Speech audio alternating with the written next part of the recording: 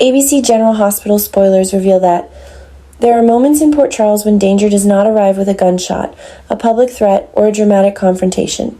Sometimes it enters a room quietly, dressed in charm, patience, and just enough vulnerability to make people lower their guard. That was what began to trouble Olivia. It was not that Jacinda had done anything openly unforgivable in front of her. It was something more elusive than that, and therefore far more unsettling. Olivia had spent too many years around damaged men, crooked deals, broken loyalties, and danger dressed up as family business not to recognize the feeling when it returned. She knew the difference between a person who was trying too hard to belong and a person who was trying too hard to appear harmless. Jacinda stirred that instinct in her almost immediately, and the more everyone else dismissed it, the more Olivia began to trust it.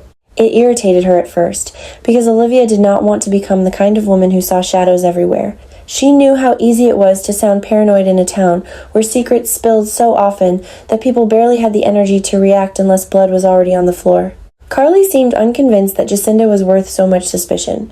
Michael, distracted by his own emotional chaos and his hunger for something uncomplicated, seemed even less willing to question her. But Olivia could not let it go. There was something in Jacinda's timing, in the way she moved between people, in the way she answered questions just a beat too carefully, that set off an alarm Olivia could not silence. She had seen women survive by reinvention before. She had seen people bury names, histories, loyalties, and entire lives beneath new smiles. What frightened her was not the possibility that Jacinda had secrets. In Port Charles, almost everyone did. What frightened her was the possibility that Jacinda's secrets were not personal at all, but strategic. The shift came on an ordinary moment, the kind that often becomes the hinge on which everything terrible turns. Olivia was not trying to spy. She was following a hunch, half annoyed at herself for doing it, half certain that ignoring it would be worse. When she overheard Jacinda on the phone, what froze her was not only the tension in Jacinda's voice, but the sudden disappearance of softness from it. The warmth was gone. The uncertainty was gone.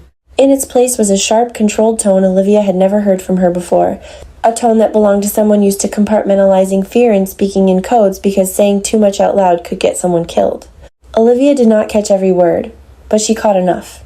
A name, a warning, a reference to timing, a suggestion that Sunny was moving in ways that complicated things. It was not gossip. It was not anxiety.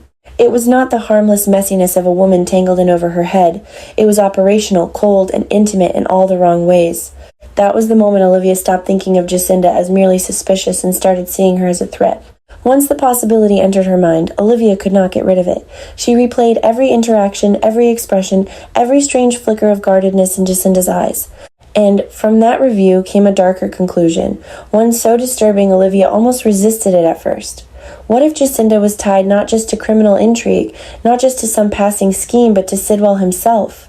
What if the strange energy around her did not come from opportunism alone, but from blood? The idea seemed outrageous until it did not.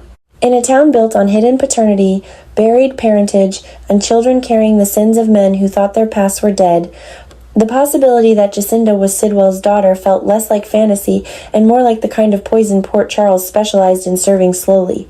Once Olivia let herself imagine that truth, every piece of Jacinda became more dangerous. Her proximity to Michael looked less accidental. Her movements around powerful families looked less social and more deliberate. Her curiosity stopped feeling random. Even her restraint began to seem like calculation. If Jacinda was Sidwell's daughter, then she was not simply another young woman with a murky background trying to secure a future. She was a bridge between worlds already on a collision course. She was someone who might carry resentment, purpose, inherited darkness, or even a mission she herself had not fully chosen but could no longer escape. And if Sidwell had placed her within reach of the Corinthos orbit, then Sunny was in more danger than even he understood. That realization hit Olivia in the gut because Sunny had enemies every year, every month, every season of his life. But enemies were one thing, infiltration was another. Sunny understood war when it arrived as war. He could read a direct challenge, smell betrayal in a room full of men, feel the shape of violence before it erupted. What made this different was that Jacinda represented the kind of danger that came wrapped in intimacy and underestimation. She was the kind of threat that did not force its way into Sunny's life. It got invited in, it got tolerated, it got explained away, it got protected by people who believed they were being compassionate. And that kind of danger was always worse, because by the time Sunny recognized it, the damage would already be inside the walls. Olivia wrestled with what to do next because saying it aloud made it real. Once she told Sunny, there would be no taking it back. She would not simply be reporting suspicion. She would be setting loose the kind of paranoia that could turn every room colder and every relationship more volatile. Sunny was already under pressure, already carrying too many fronts of battle, already forced to calculate retaliation, grief, and survival all at once. If she brought him a theory this explosive without proof, she risked sounding reckless. But if she stayed silent and Jacinda truly was connected to Sidwell, then Olivia would be condemning Sunny to a danger she had sensed and failed to name. That thought was unbearable. She knew too well what silence cost in families like theirs.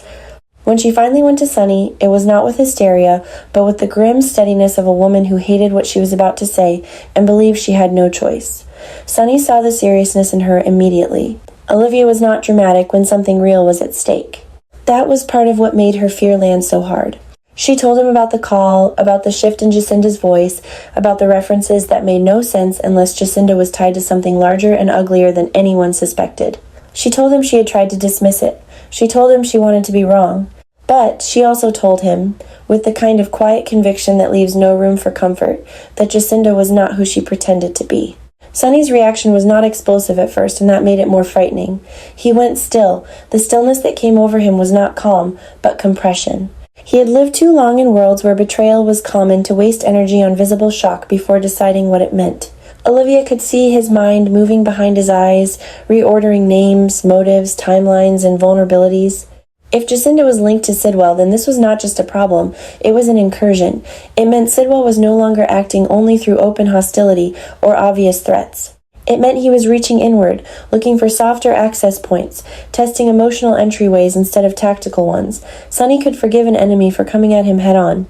He had never forgiven enemies who used innocent-looking connections to get close to the people around him.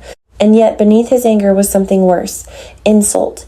Sunny's pride had always been tied not only to power, but to his belief that he could read the field better than most men.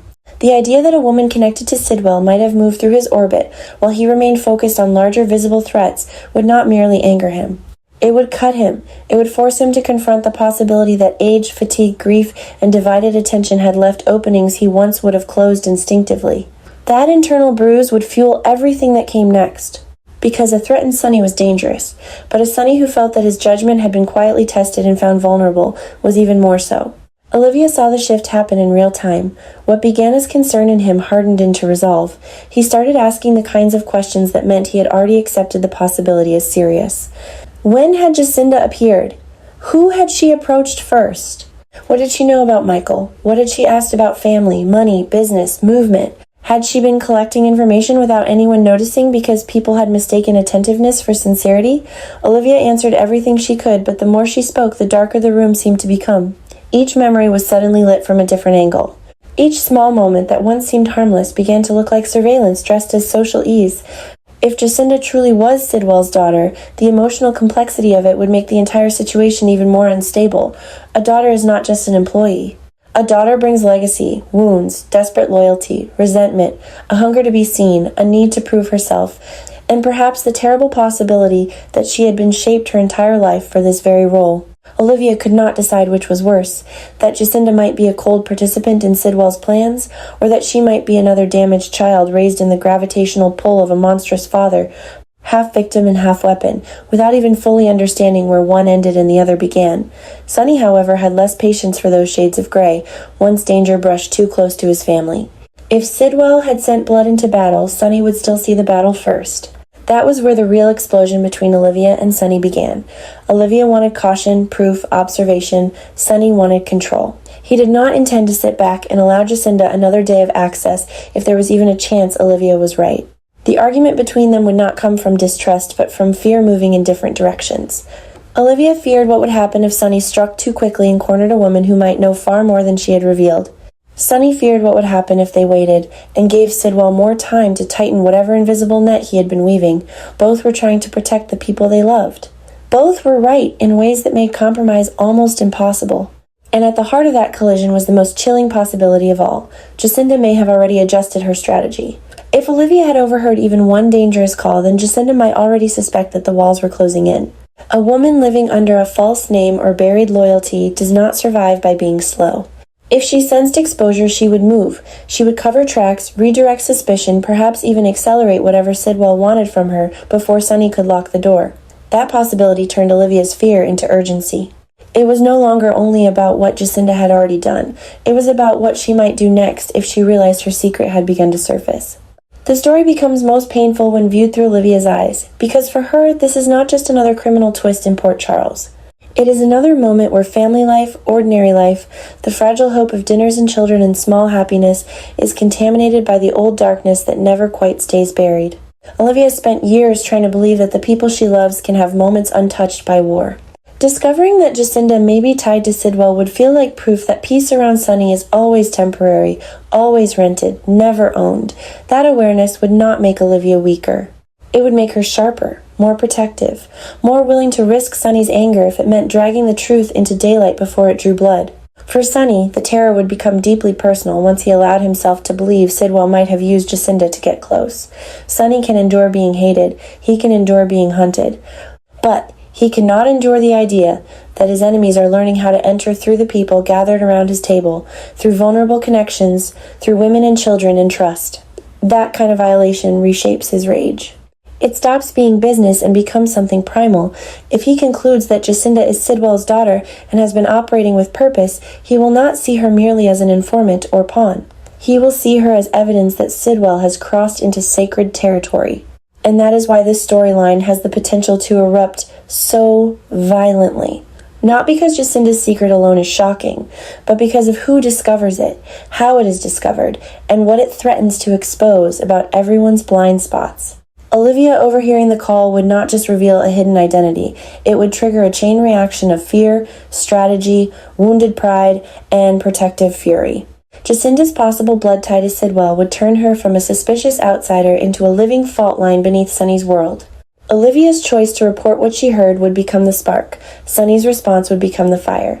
And once both of them realized that Jacinda may already be adjusting her next move, the battle would no longer be about suspicion. It would be about stopping an unseen threat before it becomes a tragedy no one can take back.